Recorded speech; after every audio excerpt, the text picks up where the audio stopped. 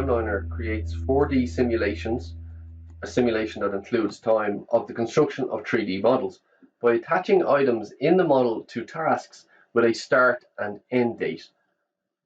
You can create a simulation that shows sections of the model being added or removed over time, according to the scheduled tasks. With Timeliner, you can also link the objects to tasks in an external scheduling file and synchronize the simulation with the actual status of the project.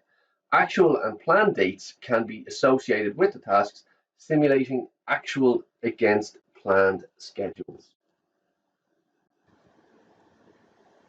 To first set up a timeliner, what you want to do is enable your timeliner in your user interface. So you'll see it will pop up, should be in the bottom of your screen. And you need to do something called adding tasks. So these tasks can be added manually, and these are related to the actual objects in the project, if it's walls, foundations, columns or beams, etc. But for this example, we're just going to add them manually just so you understand how you actually add objects to an associated length of time of construction as well. So here we have our model that we were already in earlier. And what I'm going to do here in tasks, I'm just going to add a task, and I'm actually just going to name it as ground floor slab. So what we're going to do is we're going to call it ground floor slab, and this is just the ground floor slab being poured essentially. And we're just going to call it day by day. We're not going to break it into hours or anything like that. We're just going to say that it starts on the 27th and ends on the 27th. Then the reason we do that, and the way we actually assign different objects to it, and this is only one way of doing it. What we do, we go into our model, select our model, make sure you have your selection tab selected.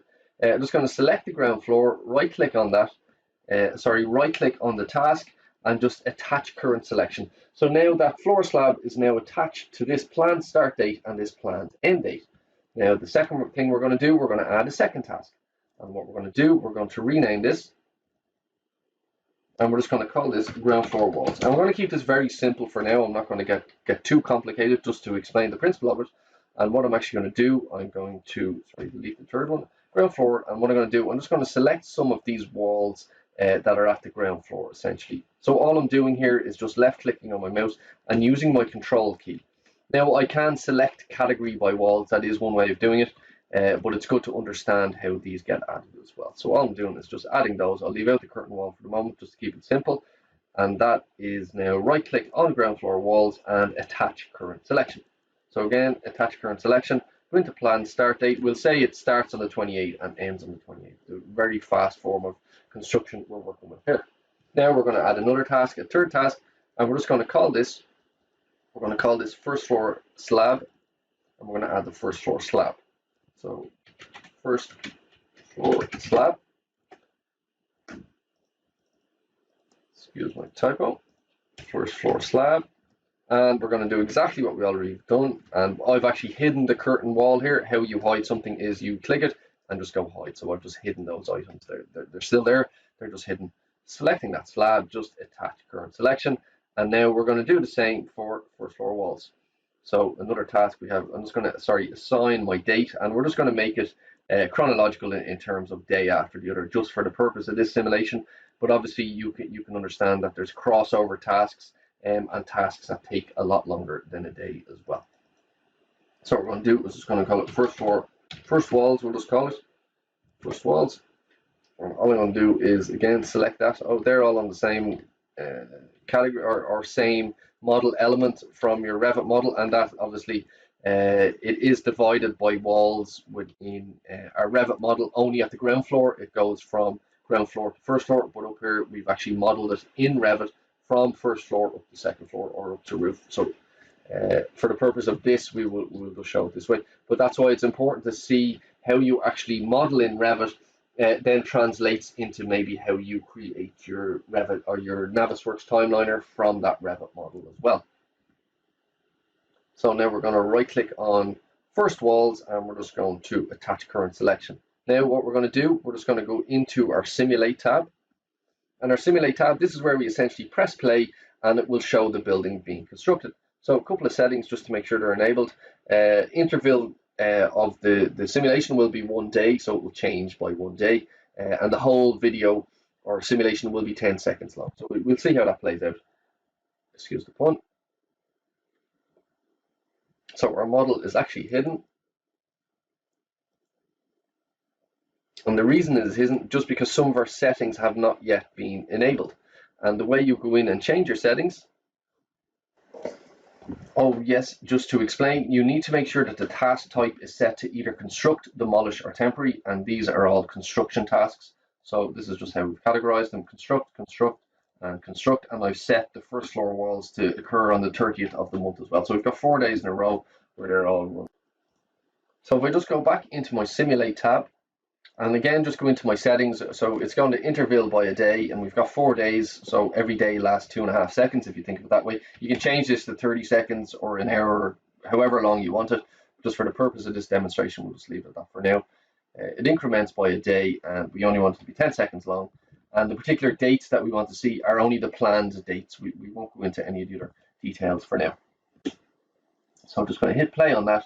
And just in your configure tab, just be aware we can actually change the color of how certain items appear, similar to how phasing works in Revit. You've got different colors you can assign to how it appears at the different stage in the simulation. So by default, these are all the default settings. The end appearance of a constructed object is full solid green, and then when it starts, it's light green, and obviously for demolish, it's red. Its end appearance is green. You can change that to red, obviously, or any other color you want. And you can change different objects. You can have things like cranes in here, cement trucks, different elements to simulate them as well, even arriving on site and when they leave, and how that will all work. And if you have scaffolding models, and you can get quite intricate with this as well. So what I'm going to do is just hit play on that. That's going to play over 10 seconds. Our ground floor slab is constructing. You can see our first floor walls are being constructed on that day. Now our first floor slab is now in, and now our second set of walls have been constructed. And you can understand how you build up a simulation model based on these different types of elements. Now, that's a very simple model with 4 tasks. You know, a construction model is going to have hundreds or thousands of tasks, depending what construction stage you want to construct it at. But you can link in with different data sources, including Microsoft Project or even Primavera as well, by pulling in that information, which is commonly used on construction projects as well, and being able to link that into your tasks entirely is possible too.